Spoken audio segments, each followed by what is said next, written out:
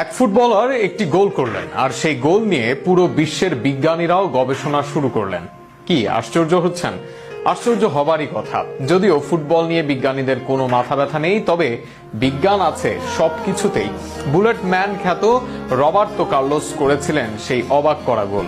সেই গোল আর কার্লোসের জীবন ও ক্যারিয়ার নিয়ে বিস্তারিত থাকছে প্রতিবেদনে। ব্রাজিলে জন্মগ্রহণ করেছেন ফ্রি কিকের জাদুকর রবার্তো কার্লোসও। ব্রাজিলের বেশিরভাগ ফুটবলারের মতোই দারিদ্র এক পরিবার থেকে উঠে আসা কার্লোস ইতিহাসের অন্যতম সেরা লেফট ব্যাক। একসময় বাস ভাড়ার অভাবে পায়ে হেঁটে ট্রায়াল দিতে যাওয়া কার্লোস হয়েছিলেন ব্রাজিল ও মাদ্রিদের অন্যতম কিংবদন্তি। বুলেট গতির সব ফ্রি কিক নিতে পারতেন বলে তাকে ডাকা হয় দ্য বুলেট ম্যান নামে। ফ্রান্সের বিরুদ্ধে ওই ম্যাচে ফ্রি কিক পায় ব্রাজিল।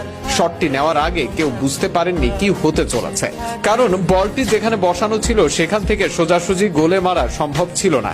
কিন্তু কার্লোস সেই সব না ভেবেই বলটিকে বাঁ পায়ে ঘুরিয়ে মারেন, যা দেখে অবাক হয়ে গিয়েছিলেন তৎকালীন ফ্রান্স গোলকিপার ফাবিয়ান বার্থেজো।